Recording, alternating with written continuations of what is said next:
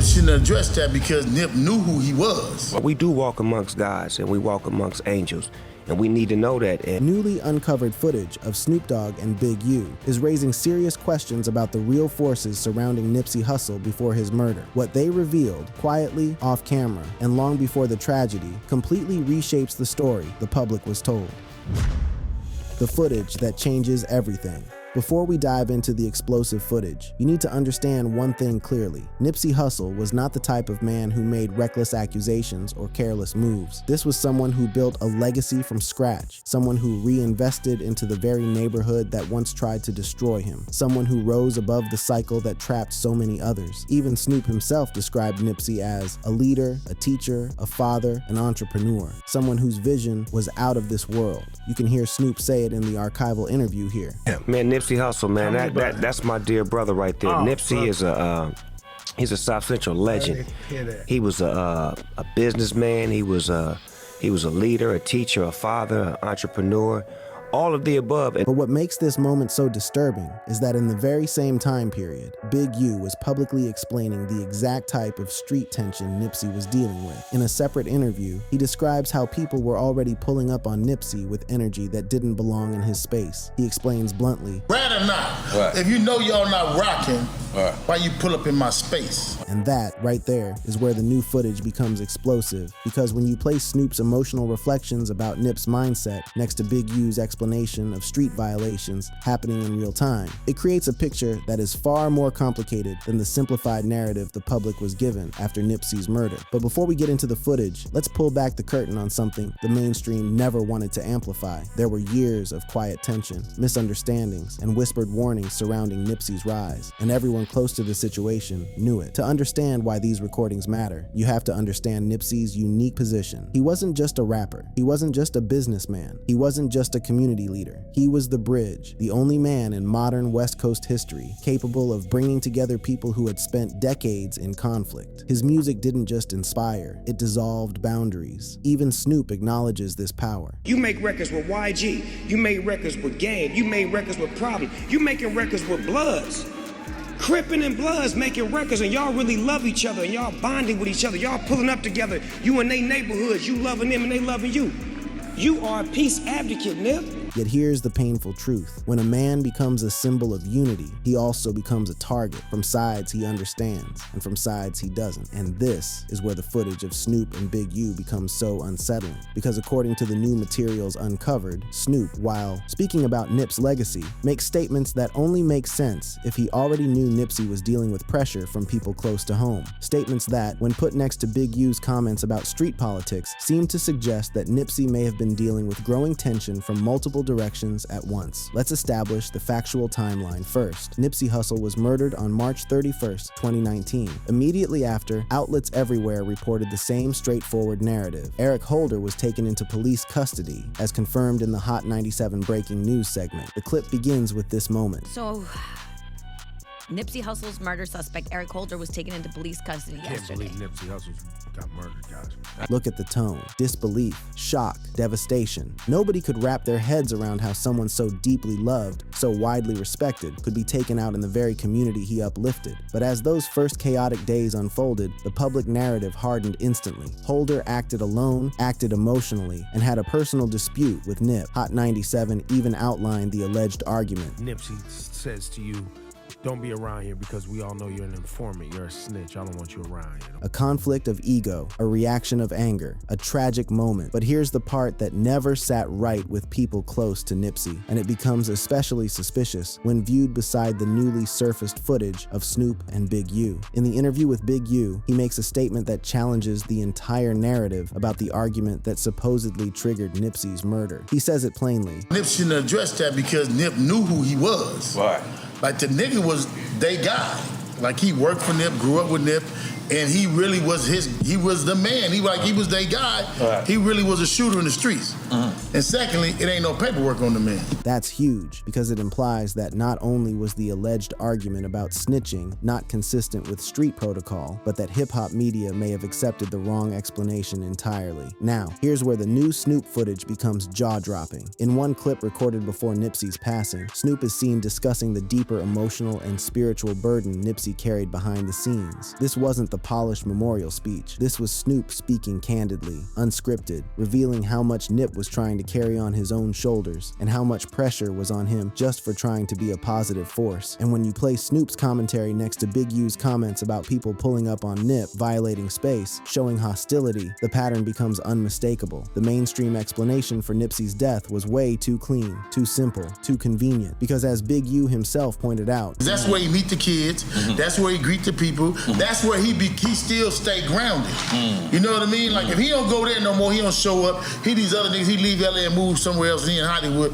He just took pictures with some little babies. It wasn't just a random stop by when Nipsey went to the Marathon store. It was part of his daily mission to uplift the neighborhood. And this raises the most important question of all. If Nipsey Hussle was becoming a bridge between communities, who felt threatened by that? Now, enter the footage that this entire video revolves around. The newly surfaced clip shows Snoop Dogg and Big U in a moment of raw, unfiltered conversation, recorded long before the tragedy, but carrying a tone that sounds hauntingly prophetic in hindsight. In that footage, Snoop reflects on Nipsey's rise, explaining how he saw Nip evolving into a visionary far beyond his years. He even recalls how Nipsey encouraged him to dream bigger, so big that Snoop himself didn't fully grasp it at the time. Here's the clip. One of the first conversations me and Nipsey had, he was talking to me about, hey, cuz, you need to do a amusement park, doggy land. But here's the eerie part. Snoop explains that Nip had a vision, something massive, something generational. But that vision came with a burden Snoop explicitly recognized. Then, in the same period, Big U is speaking in another interview about the exact kind of street energy Nipsey was dealing with. The disrespect, the boundary violations, the people approaching Nip as if he owed them something, the danger of being too accessible. And when you look at the newly uncovered footage of Snoop and Big U standing together, speaking about Nipsey with a mixture of pride, worry, and recognition of his unique position, it becomes impossible to ignore the underlying tension. This isn't just two men reminiscing. This is two authority figures in the neighborhood ecosystem, both understanding that Nipsey's role was becoming bigger than anything the streets had seen in decades. It forces us to confront a disturbing question. Was Nipsey's rise creating silent fractures behind the scenes, fractures the public never knew about until now? And remember, after Nipsey's death, Snoop wasn't shy about expressing how extraordinary Nip's impact was. At his memorial, Snoop honored Nip with a level of love and admiration rarely seen in hip-hop.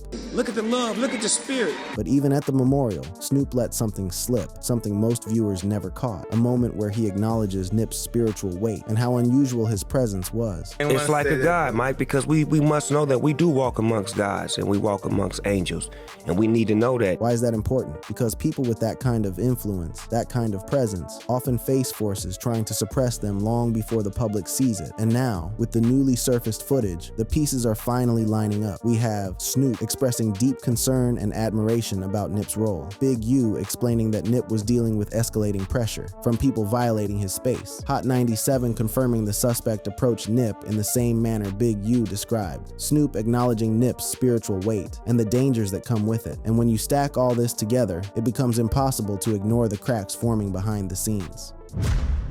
The pressure Nipsey was under. And this is where the story becomes almost unbearable to examine, because once you understand the emotional and political forces stacked around Nipsey in those final years of his life, the emergence of a previously unseen conversation between Snoop Dogg and Big U takes on an entirely different meaning. It doesn't read like two OGs casually reflecting on a younger artist coming into his own. It reads like two men who were fully aware that Nipsey was walking a path that very few people survive, an intersection of leadership, independence, and community responsibility that historically places a target on anyone carrying that load. In the newly resurfaced clip, you can see a quiet seriousness in Snoop's body language, something that feels completely different from his usual relaxed demeanor. He talks about how Nipsey was building his own world, buying property, architecting infrastructure, creating opportunities, and lifting up people who had never been given a shot before. When Snoop mentions Nipsey's ability to build an entire doggy land for himself, his own customized environment, his own movement, it's not just a compliment, it's a recognition that Nip wasn't just becoming successful, he was becoming autonomous. Autonomy is powerful, autonomy is respected, but autonomy in the wrong environment can be dangerous, because autonomy means you no longer need the same gatekeepers. It means you create your own system, and not everybody wants to see that happen. This is exactly why Big U's commentary in the Drink Champs interview has become so important in hindsight. He described with absolute clarity how Nipsey's increased presence in the community created friction with people who felt entitled entitled to proximity, respect, or favor. Nipsey didn't want to be distant. He didn't want to be inaccessible. And he certainly didn't want to be protected in a way that put a wall between him and the people he loved. Nipsey was grounded by his desire to keep showing up for his community, the exact people he grew up with, the exact streets that molded him. But that devotion came with a cost, and both Snoop and Big U seemed painfully aware of it. The newly surfaced footage captures a moment where Snoop discusses how Nipsey was always thinking bigger, even bigger than the people around him. Snoop describes Nipsey pushing him repeatedly, almost relentlessly, to think on a higher scale. He didn't want Snoop to settle for the usual or the expected. Nipsey was urging a full expansion, mentally, spiritually, entrepreneurially. This was not the mentality of someone who was casually successful. This was the mentality of someone preparing for a generational impact. But if Nipsey's rise looked that monumental to Snoop, someone who has seen literal decades of industry power plays, then imagine how overwhelming it must have felt to the people whose own influence started shrinking as Nipsey's grew. That's when the tension becomes clear, because Big U's commentary directly contradicts the mainstream narrative that Nipsey had outgrown the streets in a way that made him somehow immune to the politics. He makes it clear. He don't never really leave the streets. Like, right. Nip, this is where he grew up at. This is where he lived. This is where his business was. Right. In other words, Nipsey wasn't above the politics. He was surrounded by them. This becomes even more chilling when you consider the Hot 97 discussion immediately after the murder, where the host described the suspect's reaction, his guilt, his shame, and the emotional volatility that supposedly triggered the violent act. In the broadcast, they say, So you get emotional, you murder someone because of that. But Big U's comments paint a different picture. He explains that the suspect had been a known figure in the neighborhood, someone who grew up around them, someone many people, including Nip, had interacted with for years. He even says, He got killed by one of his own homeboys. Right. Well, at some point, he wasn't his homeboy. Right. That distinction between homeboy and not homeboy is vital, because it shows that Big U wanted to push back on the idea that this was a simple emotional meltdown or a random snap. Instead, the situation was the result of a long simmering boundary violation, a presence that wasn't welcome, a tension that had already been acknowledged by the people close to Nipsey. And this is why the newly uncovered footage of Snoop and Big U matters so much, because if you slow it down, listen carefully, and compare it to every public interview either of them gave before and after the murder, you start noticing something unsettling. Neither of them ever described Nipsey's final years as peaceful. Neither ever suggested he was untouched by internal community politics. Neither ever implied that the situation was simple. Instead, they both, sometimes intentionally, sometimes accidentally, revealed that Nipsey was navigating a minefield. This becomes especially clear when you see Snoop's emotional tone in the memorial speech. His voice cracks, his pacing slows, and he seems to struggle with the weight of what Nipsey represented. He wasn't just honoring a friend, he was mourning a leader whose presence carried a spiritual force. He said it directly. We do walk amongst gods and we walk amongst angels, and we need to know that. Snoop was acknowledging the kind of pressure only a chosen few ever carry. And if Nip was truly walking in a godlike purpose, as Snoop framed it, then his visibility, influence, and moral direction wouldn't just inspire people, they would intimidate them. Now let's return to Big U's explanation of the street dynamics. He said something that feels almost prophetic. I mean, it's a farce to think that violence ain't gonna follow you wherever it is. Right. You know what I mean? It's gonna follow you wherever it's gonna follow you. That comment alone becomes heavy when viewed after Nipsey's death, because it sounds like something said by someone who already knew how dangerous the environment truly was. Someone who knew that even a man as respected as Nipsey wasn't exempt from danger. This is where the resurfaced Snoop and Big U footage becomes so emotionally charged. It captures them speaking in a tone that feels almost like preparation for something they sensed but couldn't say out loud. They talk about Nipsey's leadership, his influence, his unity building, and his ability to bridge gangs and neighborhoods that had been separated for generations. But here's the detail that stands out the most. Snoop didn't just talk about Nipsey as a rising star. He talked about him as a superhero figure, someone whose movement required constant protection, constant awareness, constant vigilance. Even Hot 97 said, Nipsey really was doing it. Like hands on the ground doing it. And for understood real. the struggle. really in it, though. He didn't just rap about the struggle. When multiple people in positions of influence independently describe Nipsey in those terms, superhero, godlike, leader, teacher, it becomes clear that Nipsey was breaking the mold. And whenever someone breaks the mold, the resistance grows in equal measure. This brings us back to the most critical element of the newly surfaced footage. In the Snoop and Big U clip, there is a moment only a few seconds long where the energy shifts. Snoop mentions how Nipsey's mindset was stronger than a rapper that's been in the game for 15 years. You can see the seriousness in Snoop's expression. You can see Big U nodding quietly. You can feel that they both understood something deeper about Nipsey's pressure, because when someone thinks like that, moves like that, leads like that, they don't just become artists, they become demigods in their community. And every demigod has enemies. This is what the public never understood. This is what the media didn't show. When you watch the clip, Snoop and Big U aren't smiling. They're reflecting with a level of gravity that only makes sense in hindsight. It's as if they knew Nipsey was carrying more than anyone realized. And what becomes even more disturbing is that this private tone, this seriousness, this heaviness, matches the subtle hints both men dropped publicly. In Big U's interview, he mentions someone approaching him the day before Nipsey died, confronting him about similar accusations of being a rat. He recalls, "Dude came up to me in a restaurant. I was trapped. And he looked, he felt it, he said, I'm gonna let you know right now, people saying I'm a rat. And I was like, oh shit, like I didn't wanna have this conversation. And like, he just said it straight out. And I was like, oh shit, he addressed me, so I didn't have to address him. But I thought to myself, I thought about Nipsey immediately when that happened the next day. That interaction mirrored exactly what Nipsey reportedly told Holder. The same confrontation, the same accusation, the same tension, only one day apart. And this is where everything shifts. Because once you understand how these pieces align, the contradictions between narratives, the emotional weight on Nip, the spiritual language Snoop used, the street dynamics Big U described, it becomes impossible to avoid the obvious. This wasn't just a tragedy, a storm that everybody around Nipsey saw forming, but nobody could stop. The chilling clip that exposed the truth about Nipsey's final days. And now we arrive at the moment everything has been building toward, the moment that forced journalists, fans, and even former associates of Nipsey Hussle to stop, rewind, and replay the footage again and again. Because once you see this clip of Snoop Dogg and Big U together, filmed quietly before Nipsey's death, it becomes impossible to deny a chilling truth. They were both speaking like men who already sensed a threat circling Nipsey long before the world ever heard the name Eric Holder. The footage doesn't begin dramatically. There's no argument, no raised voice, no theatrics. It starts almost casually, like two veterans reflecting on a rising star. But as the conversation deepens, the tone shifts. Snoop leans in. Big U pauses longer than usual before answering. Their eyes don't match the relaxed body language they're trying to project. And when Nipsey's name comes up, something in the room changes completely. Something heavy, something unsaid, something unmistakably tense. In the resurfaced clip, Snoop begins talking about Nipsey's mindset, not the music, not the fame, not the public image, but the burden.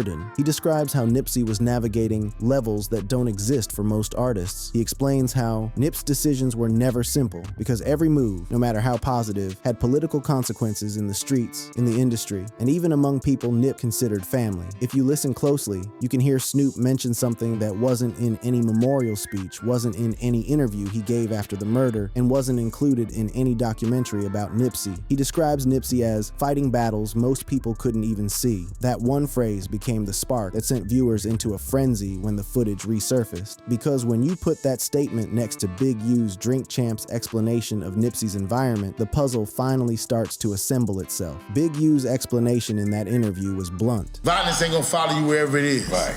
You know what I mean? It's gonna follow you wherever it's gonna follow you. That idea that violence moves with you regardless of your growth takes on a deeper meaning when viewed alongside Snoop's concern. Because in the footage, Snoop doesn't talk about Nipsey like a peer. He talks about him like a younger brother he wished he could protect. The softness in his voice, the way he keeps his hands folded, the way he stares off between sentences, it's the body language of someone who knows something is wrong, but can't say it out loud. Meanwhile, Big U's presence in the clip is even more striking. He isn't animated. He isn't storytelling. He isn't laughing. He's focused, too focused. It's the demeanor of someone who understands that the more you elevate, the more you risk, and that success doesn't erase old tensions, it magnifies them. The moment that viewers flagged most intensely comes about halfway into the clip. Snoop says Nipsey had a mindset stronger than rappers who had been in the game for 15 years, something he also expressed during his memorial tribute. Nip mentality was stronger than a rapper that's been in the game for 15 years. But in the resurfaced footage, when he says this line, he doesn't smile. He looks worried. As soon as Snoop finishes speaking, the camera briefly pans to Big U, who gives a slow, almost reluctant nod, like someone confirming something he wishes weren't true. Then Big U adds a line that, when placed next to the events that followed, feels almost prophetic. He says something to the effect of, "A man like that got a lot of weight on him." It isn't dramatic, it isn't loud, it's just honest, but the heaviness in his tone matches the same seriousness he showed on Drink Champs when describing Nipsey's situation at the Marathon store. He explained that Nip was dealing with people pulling up on him with energy that didn't belong there. If you know y'all not rocking,